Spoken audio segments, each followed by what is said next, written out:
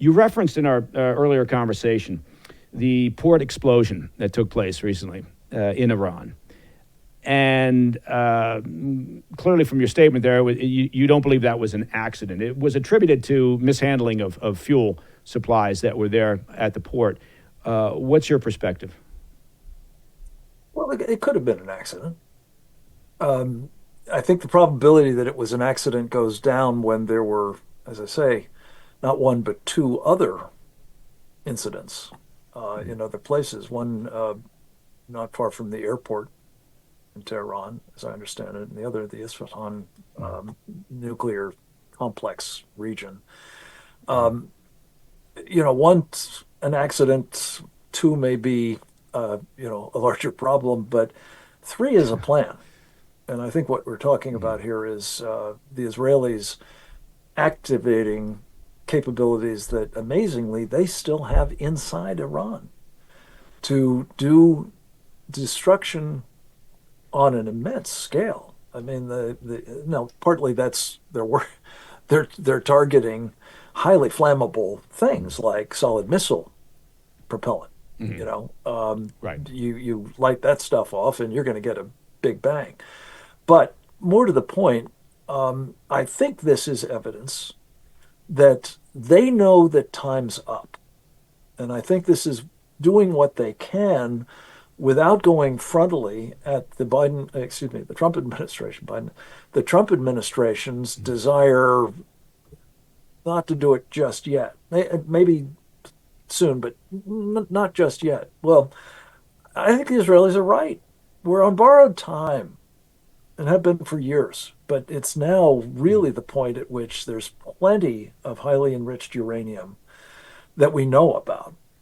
And estimations of how highly enriched it is differ, but it's close enough for government work, I believe. And the idea that, well, maybe they've got all that, but they haven't figured out how to weaponize it or to actually integrate it into the immense number of missiles that they've got or other delivery system. Well, that's whistling past the graveyard, Mike. You can bet one thing's for sure. Having invested countless billions of dollars and decades now to acquire this stuff, they've got parallel tracks that they've been pursuing concurrently to get the weapons, the delivery systems, and so on. And, I'm mindful of just, speaking of the time here, the United States of America in World War II went from inventing atomic weapons to dropping two of them on Japan in the space of about 3 years. It's frankly just my professional judgment that it is inconceivable that a country that has had access didn't have to develop anything on their own. They had access to the North Koreans, they had access to the Chinese, They had access to the Pakistanis, the Russians probably. If they didn't just buy this stuff outright, just get themselves a couple of nukes from, Nukes R Us in Pyongyang. It's a miracle. But for sure, they should have been able to do all of this, even if it was just basically with access to what's on the internet about building nuclear weapons, in less than 20 or 30 years, whatever it's been. So 3 years for us, 30 years for them seems unlikely. But if it was, it can't possibly be 40 years before they finish the job. So borrowed time translates into loss of life and maybe countries. And ours happens to be one of them, Mike, because as I've worked on for years, and you probably have too, scenarios that would enable a country that has inside ours assets capable of bringing in small nuclear weapons if they have them, or a tramp steamer off the coast with a scud that would pop it up and launch an EMP attack against this country. It's just not hard, frankly. And if that's I think actually part of the plan, I think we are looking at possibly mass destruction inside the United States at their hands, not just someplace else. Mm-hmm. Well, I think one of the ways to understand how difficult it's been to have accurate read on their programs and where they are in terms of a breakout has been the various estimates to breakout, which for years now have been it could be weeks, could be months, could be over a year. So that tells you that your intel is somewhat lacking, right? In terms of specificity. That's charitable. So, I know I'm nothing if not charitable. But I think it's interesting because the Israelis, at least reports are that the Israelis have developed some very specific plans in terms of targeting and attacking some of the nuclear infrastructure, right? But their most effective plans are a combination of air power, and you've got to put some boots on the ground, right, in terms of special forces and some very specific targeting using small teams. And again, that is a very complex operation.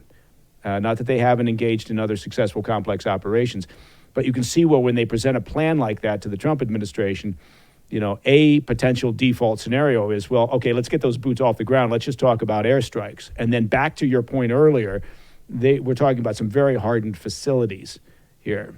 And also, again, to one of your points about where this would take us if there is an attack on the nuclear infrastructure, some estimates are saying, well, maybe that buys us a year.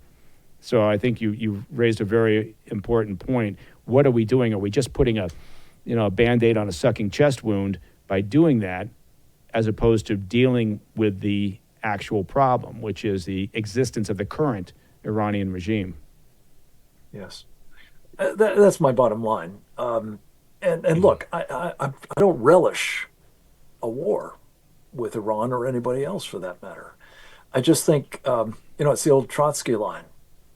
You may not be interested in war, but war is interested in you. And a regime that has, as I said earlier, Mike, throughout its existence, from day one, when the Ayatollah parachuted back in with our help, Khomeini,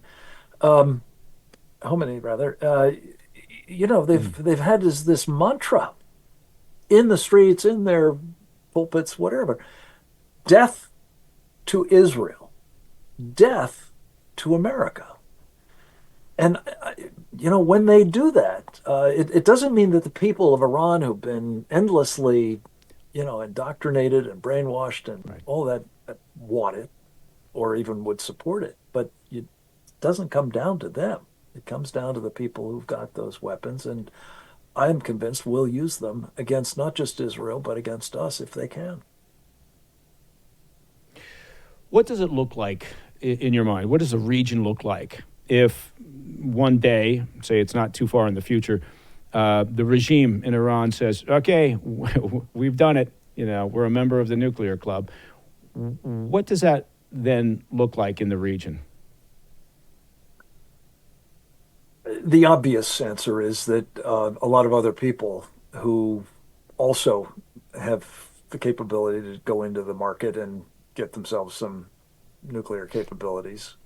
The hardest way to do this, obviously, is to go put all of the infrastructure into place, the nuclear enterprise, as we call it here, back when we had one, I might add.